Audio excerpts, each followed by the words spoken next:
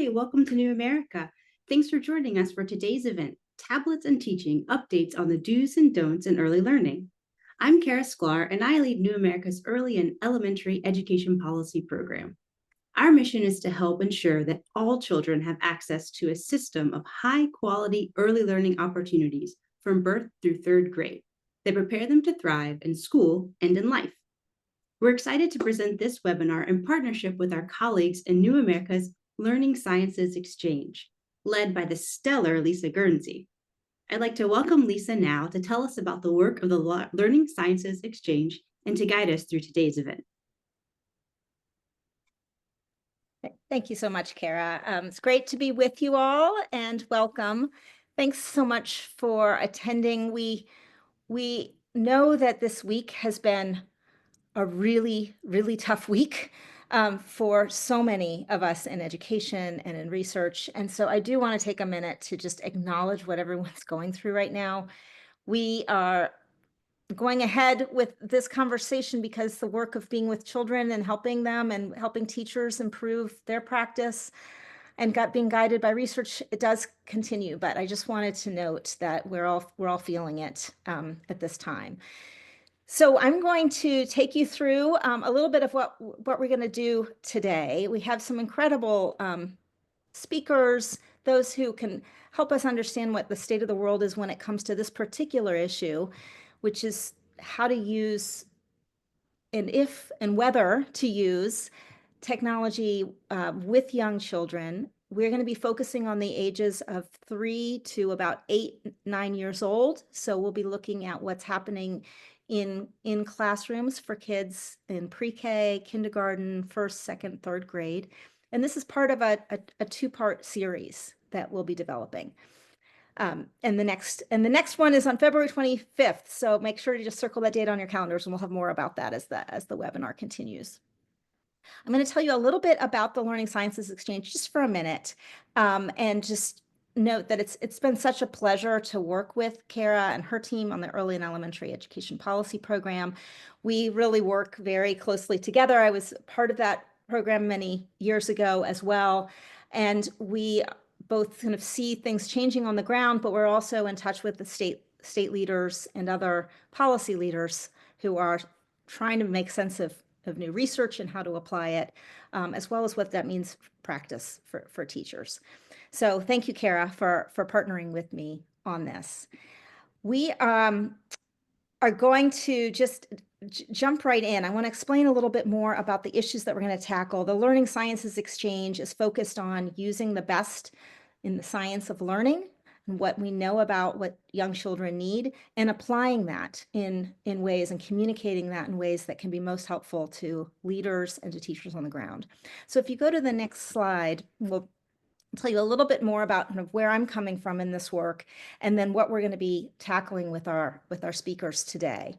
Many of you may have seen me in the past talking about these issues because for decades, it feels like, but it's been about 15 years, I've been writing about what screen media and technology means to children's learning and development, where to be cautious, where to be alarmed, where not to be alarmed, where to be thinking and trying to be thoughtful about the context and the content that's being used with young children.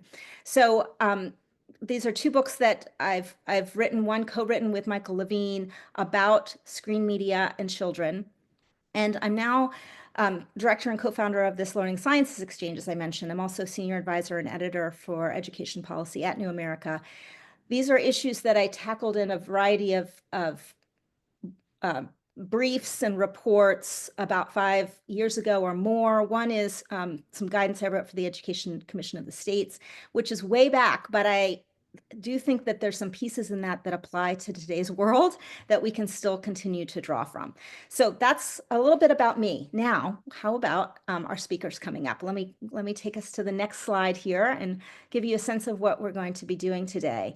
I'll be introducing each of these folks just before they speak as well, but I wanted you all to see how we're going to take the conversation today and what we're going to be setting out in this two-part series. This is part one, and what we're going to be doing is zooming in on new research and new guidance, as well as existing guidance that is about to be updated so that we can get a state of the field. And then we're going to go into a conversation about what we're starting to see in today's classrooms. Lydia Carlos unfortunately cannot be with us today. She works with Acelero. They do a lot of work with Head Start and early Head Start, and she needs to be working on some other mission critical pieces today. So she really regrets that she cannot be here. She's going to move to be a panelist on our February 25th webinar. So we'll be hearing much more from Lydia then. But we have so much content today to get through that I think this will help to really set up the conversations for our second webinar. I'm going to, before introducing each of these folks and having them tell you a little bit about what they're working on, I do want to frame a bit again of why this question of using tablets in teaching is coming up. This question about using technology with young children is fraught and it is challenging. And why is that? Well, a lot of that's because there are so many different contexts and so many different children at different stages of their development that we'll be talking about who would be influenced by what is being put in front of them, but also how policies and practices are changing the way the adults around them are using different kinds of tools and technology. So it's not an easy yes or no kind of question. It's not a black and white issue. There's a lot to dig into when we think about what it means to use screen media with young kids. There are children from different walks of life, different stages of development.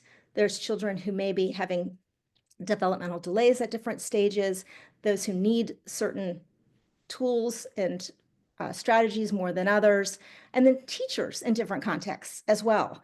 And we, meanwhile, continue to learn from the science of child development about what helps children learn, which children in which contexts are learning in what ways, what's making children more interested or more curious about what they're learning, what is helping children to recall and transfer and learn, continue to learn from what they've seen or what they've experienced, and on and on. These are the incredibly interesting kind of pieces of the science of learning that need to be applied to the world of media and kids, to the world of technology and kids.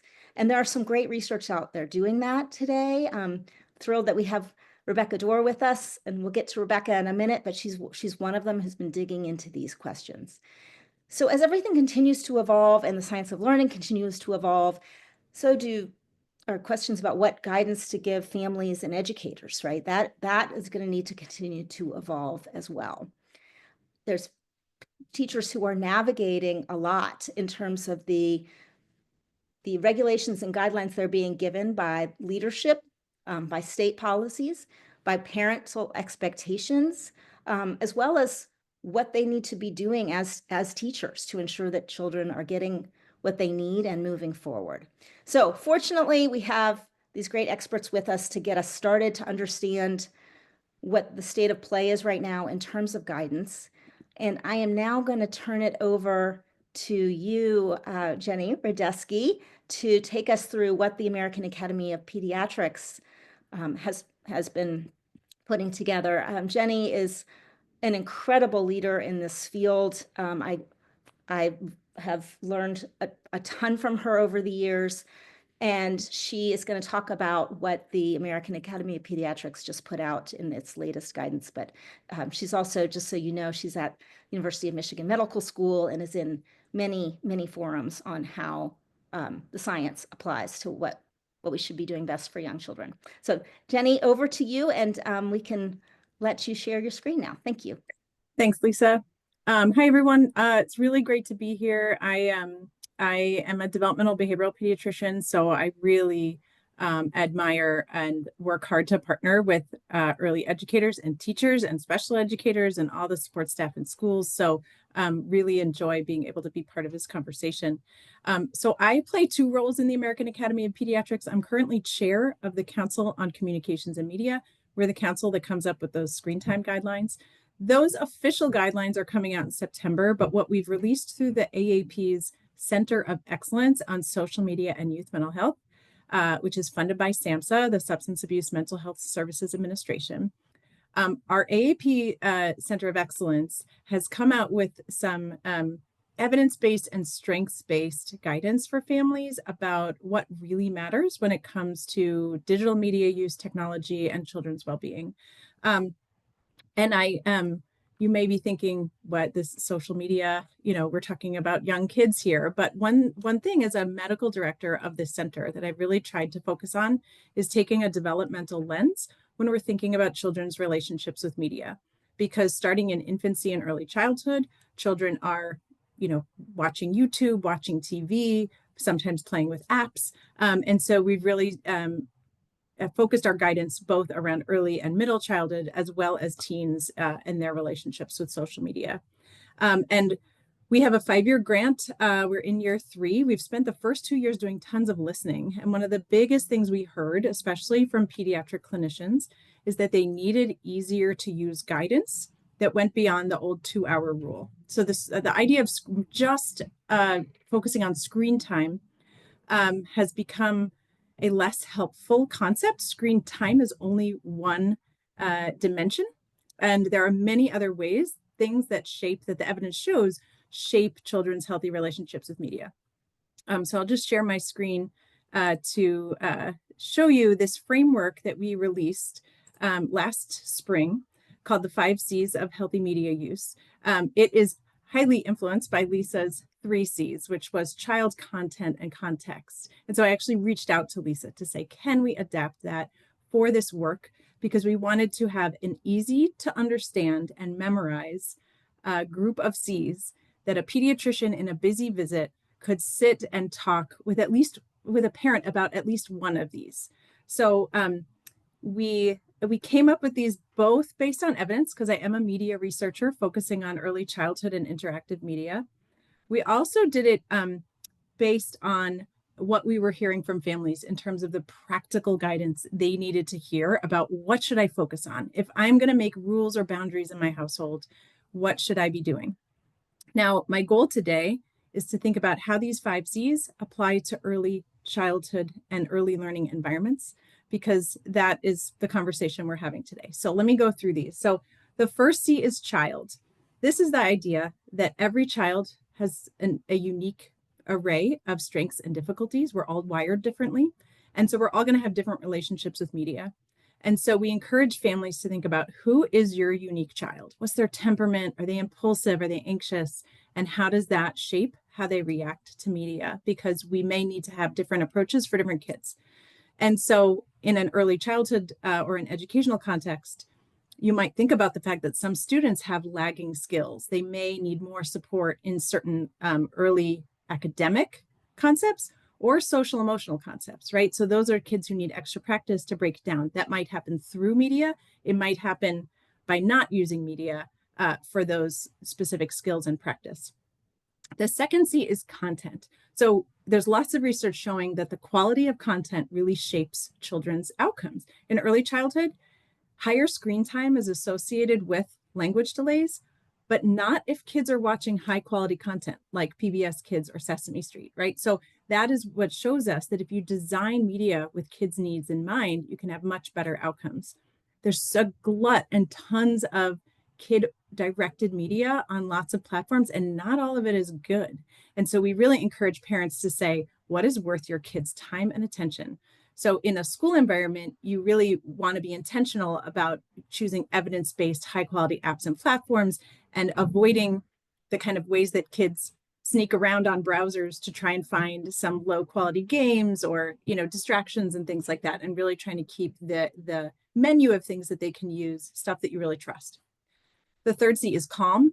So this is new because we know that kids are often using media to cope or calm down emotions, or they're being handed devices to calm down or to go to sleep. So in the early childhood or educational context, I've heard concerns from parents and from teachers that media is being used to calm kids down or to occupy them. So avoiding that practice and finding other ways to help kids regulate. The fourth C is crowding out. Media is designed to grab our attention and hold on to it. So what is that crowding out and getting in the way of?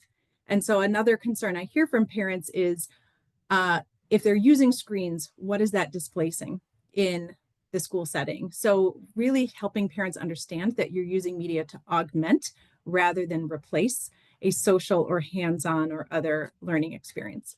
And then finally, 5C is communication, probably the most important one, that we talk to our kids regularly. This is a very guilt-inducing topic, kind of a taboo topic, and we encourage lots of low affect, high curiosity conversation. You want to just raise a smart and responsible kid, right? So we're going to be talking to kids about what ads they see or why they're popping up or why did that influencer act that way?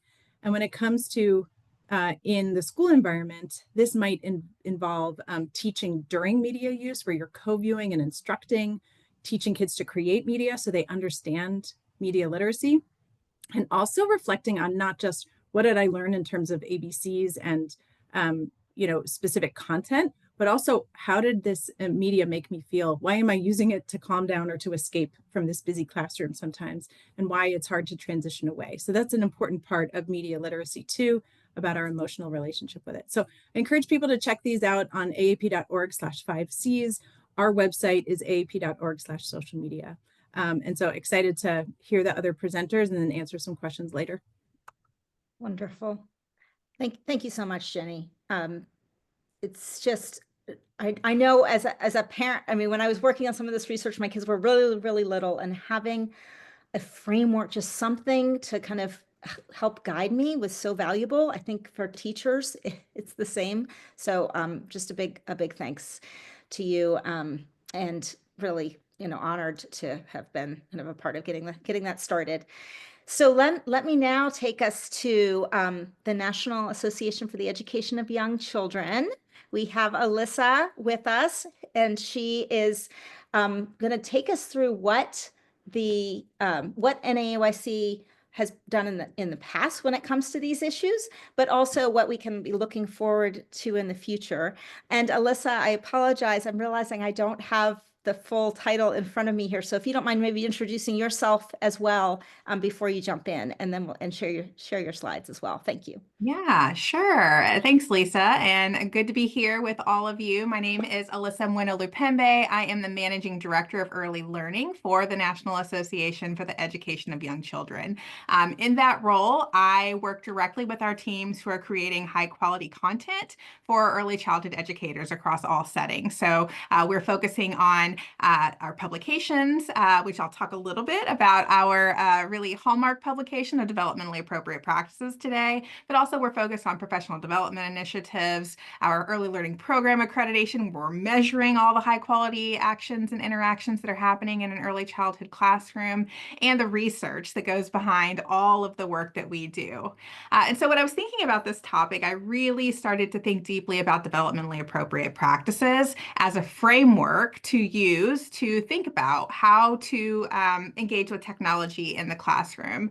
For me, as an early childhood educator, developmentally appropriate practice has been the lens from which I would view all actions that I have in the classroom. And technology use is one of those things that we have to put through that lens of DAP. So what is DAP?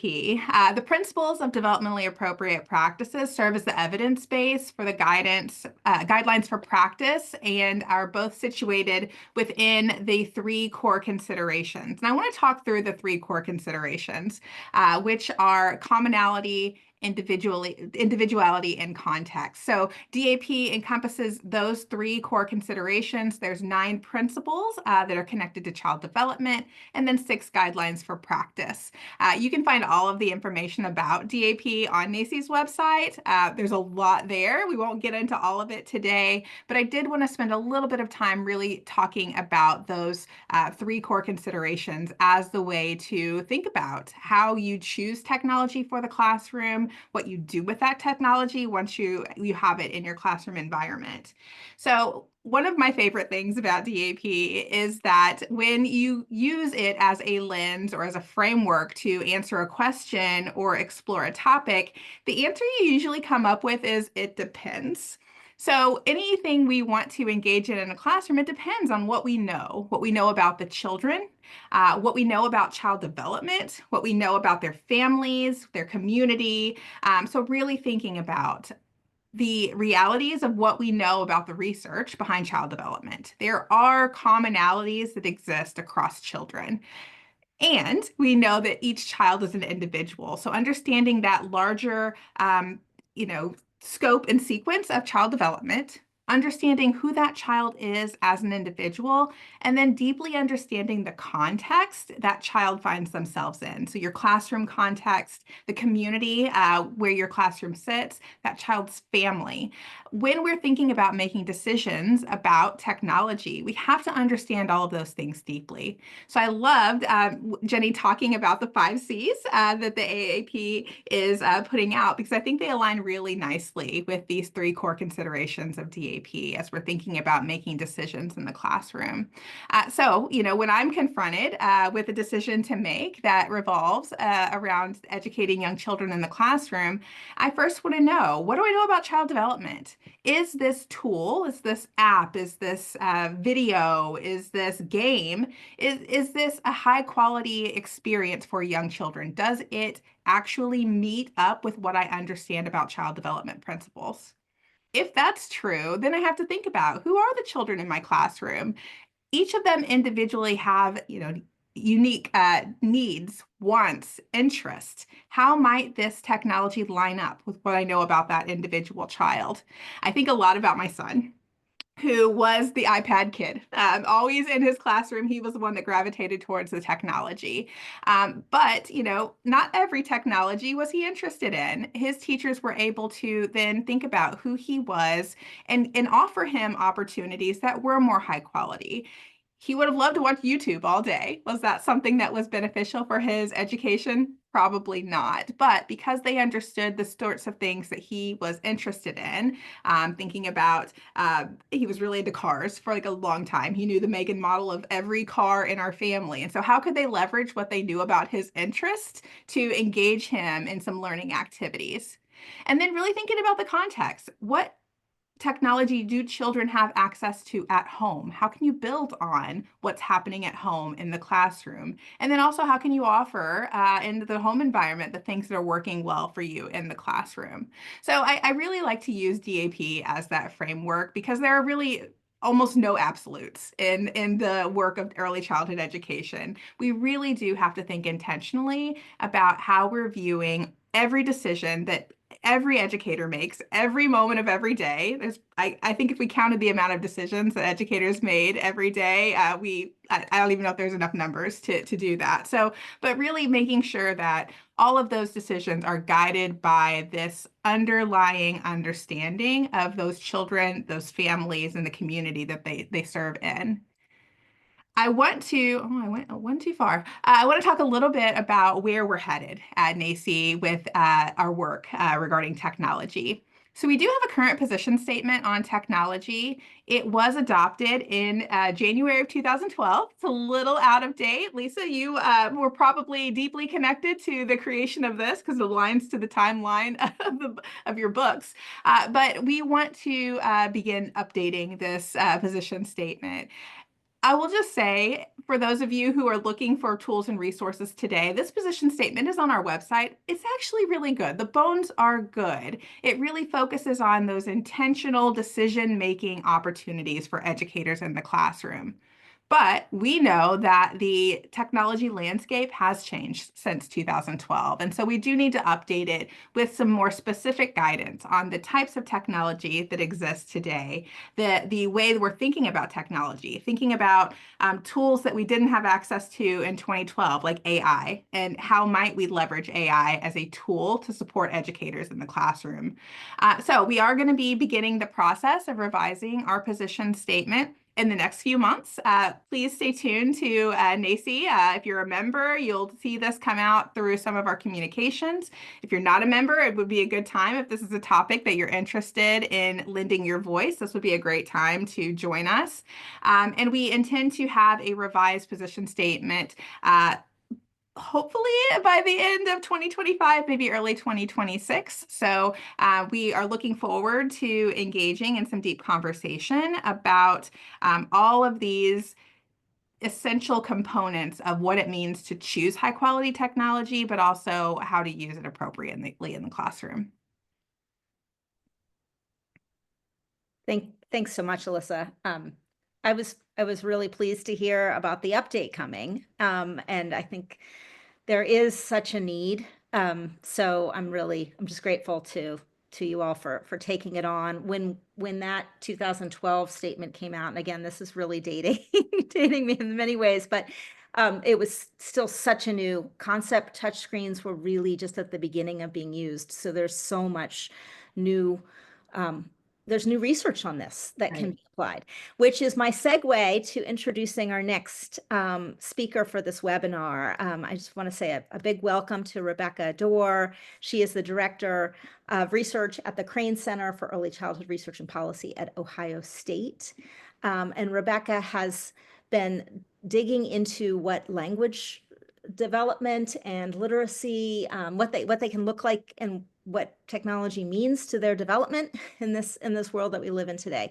So Rebecca, thanks for being with us. I know you have a lot to cover and we've given you a short piece of time to do it, but we're looking forward to your highlights. And then we'll also be able to share after this webinar and beyond some links to your studies and research as well. So over to you. Excellent. Thank you so much, Lisa. Thanks for having me. It's great. So we often have this attitude toward media use, or as Jenny mentioned, quote unquote, screen time, that has a very negative implication, as if children's brains just begin melting immediately upon looking at an iPad, right? But I think it's really important to think about why we think media use could have a negative impact on child development. And the primary explanation here is what researchers call time displacement. And Jenny alluded to this when she talked about crowding out earlier, right? So this is the idea that media use may replace more educational or enriching activities that we know are associated with more positive outcomes for children. But importantly, this would be true about any new activity being introduced into the home or the classroom. So for example, if we introduced a meditation or mindfulness intervention, we'd have to think about what that would be replacing that children would otherwise be doing and then balance the benefits with the value of those other options. But actually, many of the studies behind the sort of scary headlines that we tend to see in the news are actually just showing that media use and children's outcomes are related at a single point in time, not necessarily showing that media use causes changes in child development, although the headlines certainly tend to interpret them that way. But in fact, overall, the research really shows pretty inconsistent associations between media and children's learning and development. And when there are links, they tend to be present only at pretty high levels of media use, not at more moderate levels. And taken together, many researchers have started to conclude that there's actually little evidence for a recommendation to limit children's media use to a specific set amount of time each day. And I think Jenny alluded to earlier, the AAP is moving away from that approach as well. And there do seem to be some potential benefits of using high quality educational media with young children. Meta-analyses actually show that high quality educational media can promote learning, including literacy and numeracy. Importantly, one caveat here that Lisa mentioned earlier, we're going to be talking about children over 3 today. And that's really critical because research actually shows that children under about 2.5 years of age have a lot more trouble learning from media than older children. So the information that I'm going to be sharing today applies to that sort of preschool or early elementary age range. But it does seem that many teachers are already using digital media in the classroom. Almost half of preschool teachers in a 2020 study from my lab reported using tablets with children in their classroom at least once a week. However, there was also considerable variability here. So 37% of teachers reported never using tablets with children in their classroom, and 20% reported using them every day with children in their classroom. For those teachers who were using tablets, the majority reported using the devices for both teaching new material and reviewing already learned material, in addition to other more non-educational uses. So how should teachers be using digital media in the classroom to best support children's learning? Well, first and perhaps most critically, we would encourage teachers to use what we call joint media engagement, which is just a sort of fancy term for using media with children, which has been shown to promote learning. So rather than just handing over a tablet for a child to play a game independently, media can be used more intentionally, as Alyssa mentioned, as a tool that teachers can use to demonstrate a concept or provide more context for a classroom learning goal. So by engaging with children before, during, or after the media use, teachers can help students understand the content that they're seeing and apply it to their everyday lives. Media can also be used not just to teach children on its own, but as preparation for future learning. So research has shown that when media is aligned with learning goals, it can actually be used to prepare children to better learn from a subsequent hands-on activity. And so this idea suggests that, again, as Alyssa mentioned, this intentionality, thoughtfully incorporating high quality media use that aligns with teachers' curricular goals may be really beneficial. But how can we as parents or teachers identify high quality educational media? Well, for one, children learn more from media when the educational content is integral to the narrative. So one of my favorite commercially available examples of this is Super Why. In the episode shown here, the characters have to change the word wall into another ALL word that allows them to cross the path. So after trying tall, which just increases the height of the wall, they change it to ball and it rolls away. A second component is that elements in media that distract from the educational content can reduce learning. So for example, many ebooks have sound effects, hotspots, and animations that are really entertaining, but often unrelated to the story or to the information we want children to learn, and these do seem to detract from children's learning and comprehension. So when making choices between different media options, it can be helpful to think about whether what's going on in a video or an app is helping children understand a learning goal or is sort of fun but potentially distracting. A final component that I'll mention here is that children learn from seeing the same media repeatedly. So for example, one sort of older study showed that children's comprehension and learning from a Blue's Clues episode kept improving when they watched the same episode every day for a week.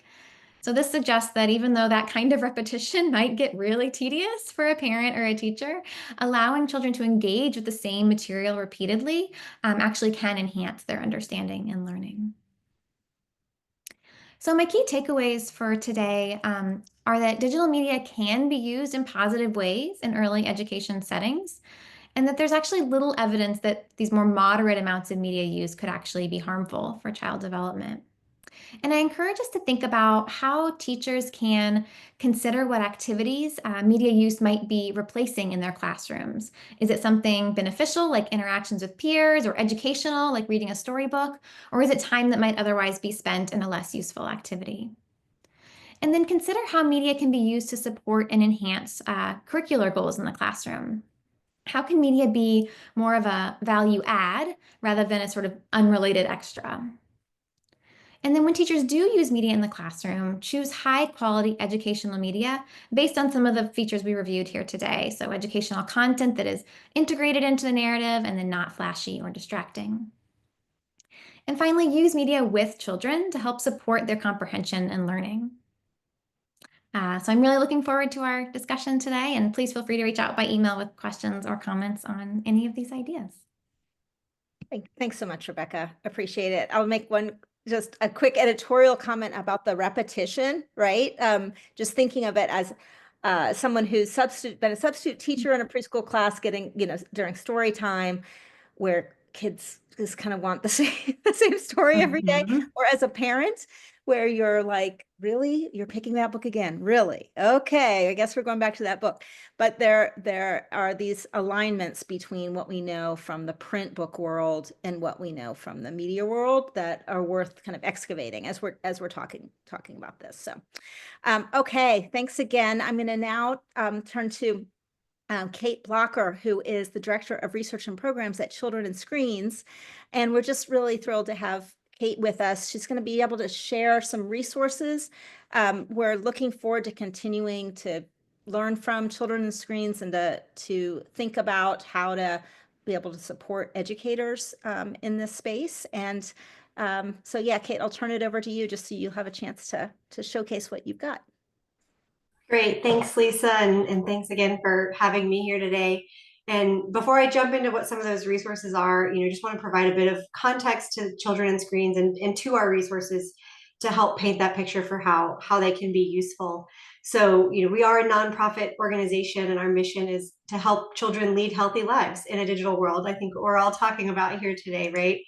And we do this through a couple of different mechanisms: interdisciplinary dialogue, objective scientific research, accessible public education, and informed policy. And our real goal here is to equip the adults that are in children's lives, whether that's parents and caregivers or the educators, care providers, other community members, with the knowledge that they need to make these informed decisions and provide that guidance to the children and students in their lives around healthy screen use. And I think that's what we're hearing a lot of today, is that these decisions are nuanced. And so how do you, get really comfortable with the information that's out there? So to support this, that's, the resources that we're here to talk about. We have a robust library of programming and resources that are designed to bridge that gap to the scientific and clinical evidence.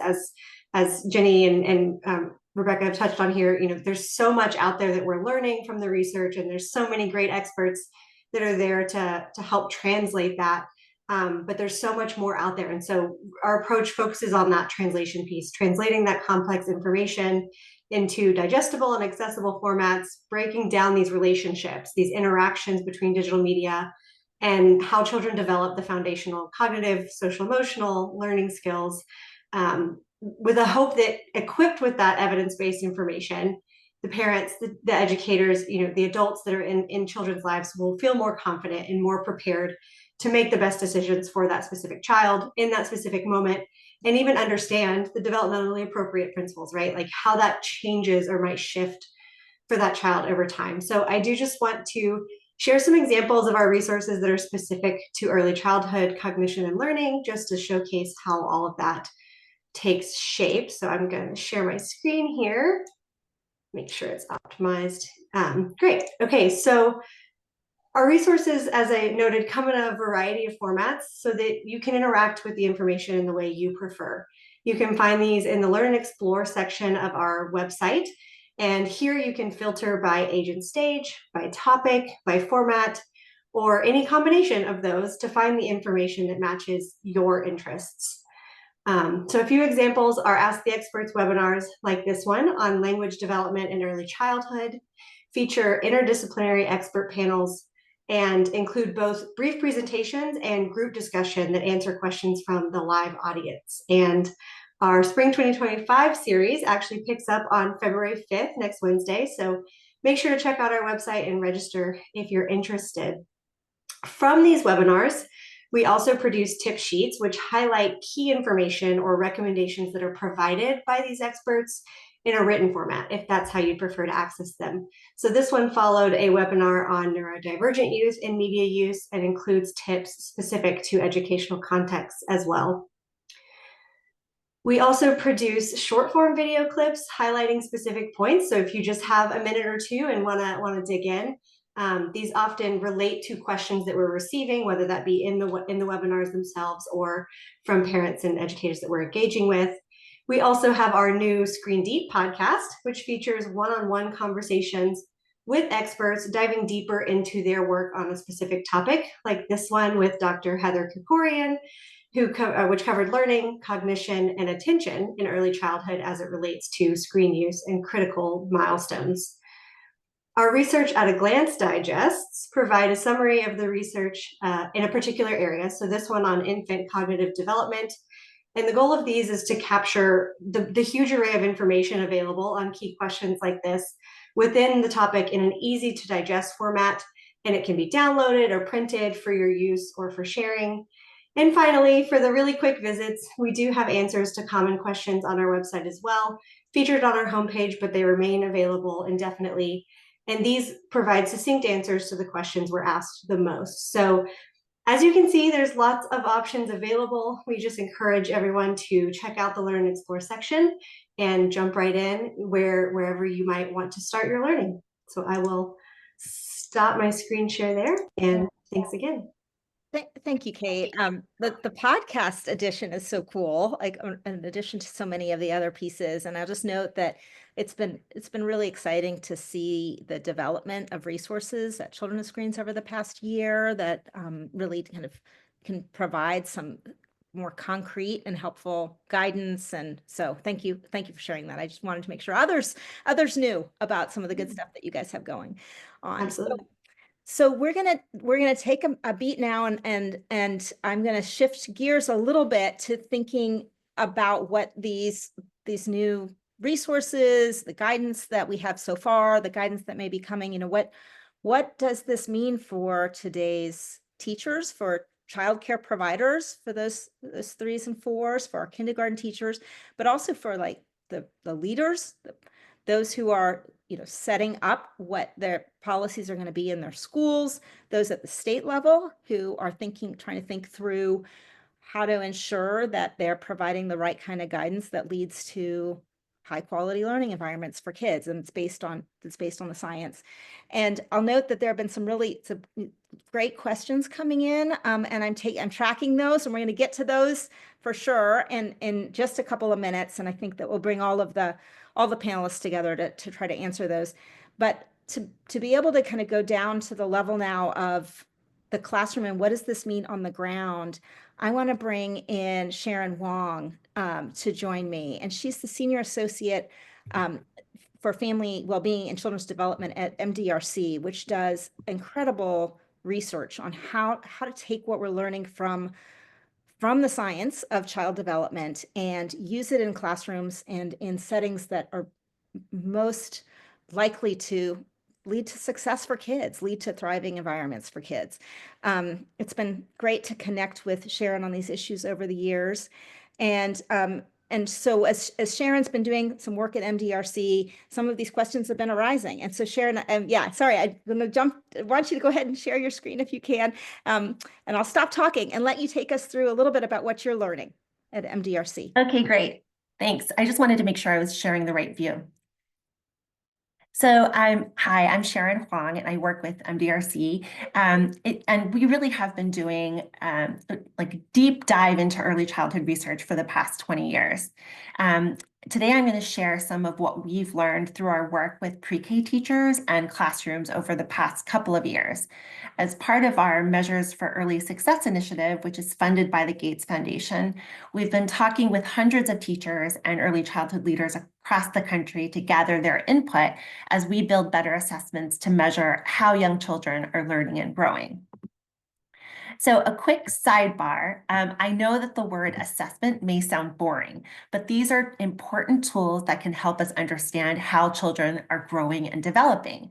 And these days, many of the new assessments that are coming out are tablet-based. So the reason for that is, as others have pointed out today, like technology has the potential to help us learn in new ways. So our goal is to develop tools that provide more accurate, more timely, and more reliable information about children's development. So here's a quick scenario to illustrate the need for better assessments. Say Mandy is a pre-K teacher. Her state requires her to complete assessments. It takes a long time for her to finish what she calls the paperwork for each child. Mandy collects notes when she can, but she often finds that she does not have the time to review them, and she says it's difficult for her to use the information that she gathers. So we started to look into tech-based assessments because we hope to find ways to make assessments less burdensome and more useful.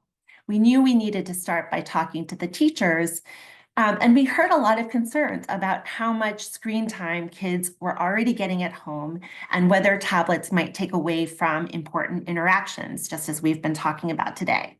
And, I get it. I've seen firsthand how tech can go wrong when it's not used thoughtfully. But what's encouraging is that we are finding that there are ways to use tech-based tools that are responsive to these concerns and that enhance what's already happening in classrooms. So here are some photos from our most recent pilot. We trained pre-K teachers in 6 states to use tablet-based assessment tools, and then they tried the tools out in their classrooms for 6 weeks. I realize that a lot of these photos look pretty self-explanatory. Teachers and children are working with tablets, but I want to note a few things. First, These children are doing an assessment that takes about 10 minutes. So we're really talking about, so it's brief periods of time when each child is on a tablet. Second, it's an assessment, so the teachers are not helping with the answers, but they can help children move to the next part if they get stuck. And finally, the teachers have their own tablets so they can contribute observations to the assessment. So this teacher on the right that you see is following along on her own tablet and can note when the child is demonstrating certain skills. So the teacher is involved. Next slide, please. So again, our whole goal here is to support teacher-child interaction and not replace them. The teacher is observing the child and sees where she gets stuck and where she's making progress. And that will help the teacher know where to provide more support for this child. Also, for this child who is a dual language learner, the assessment will play in Spanish for the child. And if the teacher is more comfortable in English, she has the option to see an English translation on her screen. Next slide, please. This is a teacher working with a small group of children. On the left side of the screen, you can see her taking notes for her own records. While she is observing one child, she might miss what's happening with the other child. That happens a lot in early childhood classrooms because it's hard for a teacher to observe multiple children at once. But with tablets as a tool, once the children are finished with this activity, the teacher will see a report that lets her see accurate real-time information about each child. Our hope is that this frees up the teacher's time so she can focus more on instruction and spend time engaging with children in her classroom. We think this is huge because we've heard from many teachers that spending a lot of time taking notes for assessment can contribute to burnout, especially when they struggle to use the information that they spend time collecting. Next slide. So a few takeaways from our work that I think are important for the early childhood field to consider as we think about tablets in classrooms. First, you really have to think about the early childhood context. You really need to partner with teachers to understand what they need. So for example, do their classrooms have internet access? In many early childhood programs, the internet connection is unreliable at best.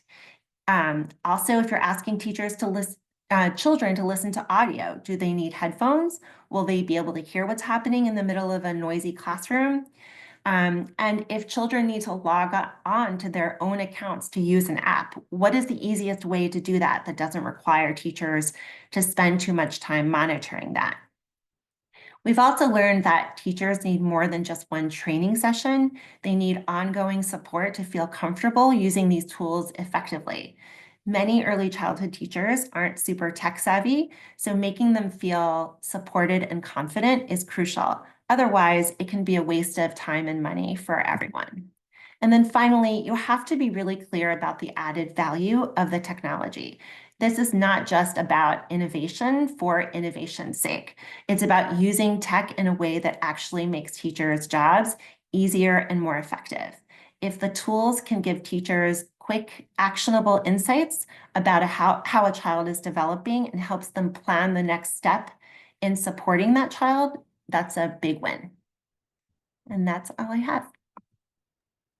Thanks so much, Sharon. That's great. And I think those takeaways are, they're so illustrative of how there are just all these decision points to be thinking about, and to just even those questions of like whether kids are logging in, like that's something that we definitely don't want to become the way that they're spending their time in classrooms, right? That's not what kids should be having to figure out, especially at age 4 or 5.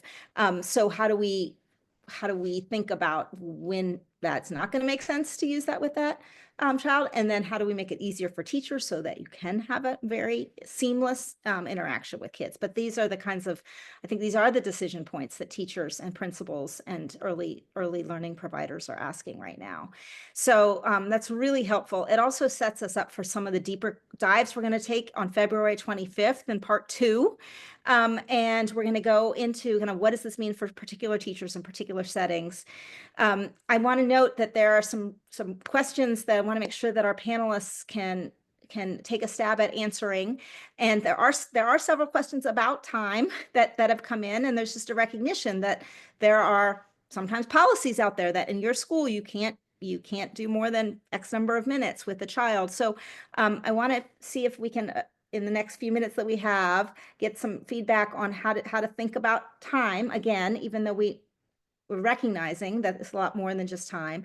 And then I'm also interested, there's a question about how teachers should talk with parents about this and concerns that parents may have.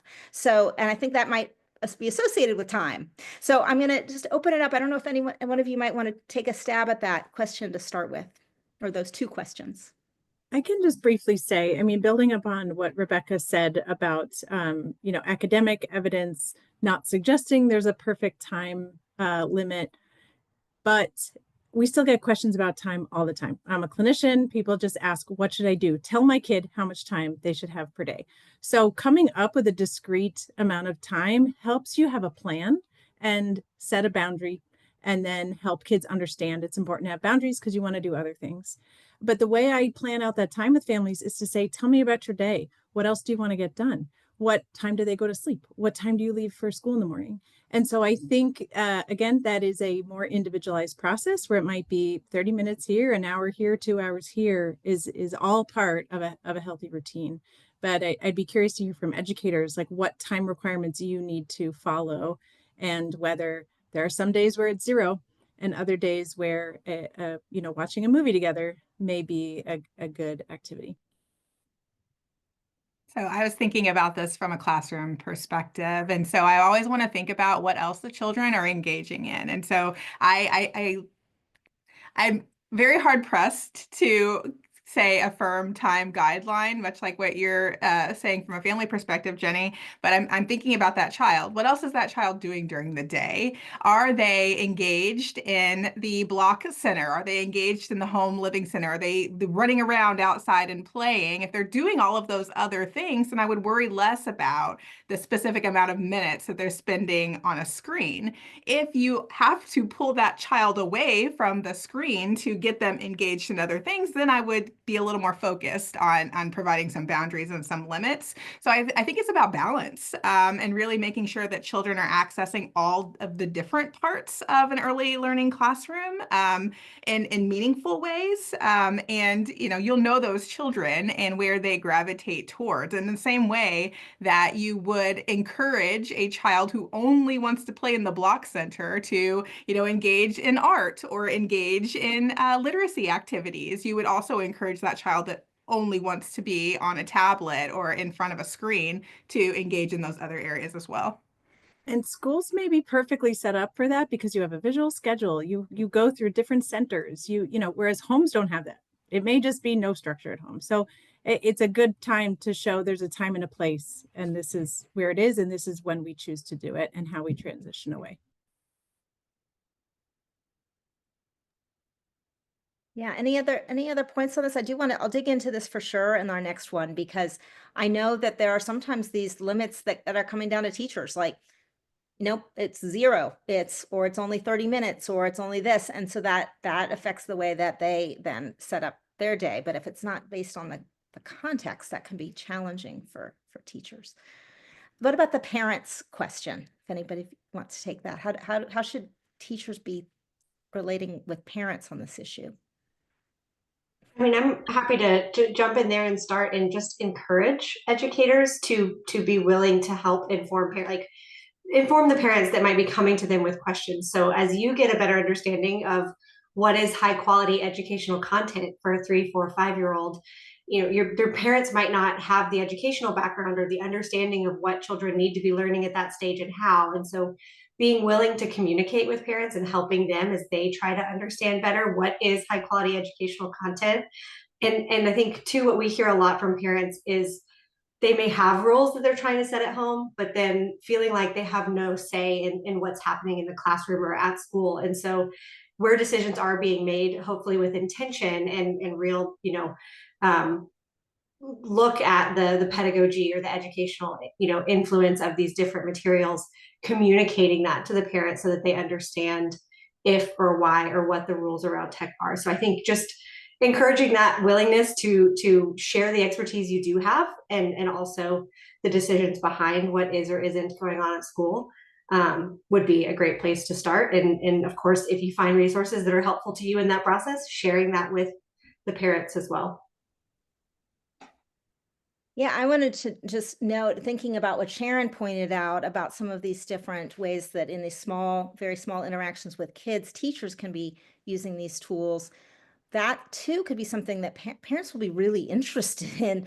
Oh, wait, there's a way to like understand my child, if they had been able to kind of get this new skill, and I want to see how you know that. And these are moments for really being able to talk with families, right, about what their children are learning, how they're progressing. So that's another opportunity, I think. I know we're at 4 o'clock. I'm so grateful to you all for the time that you've spent with us today.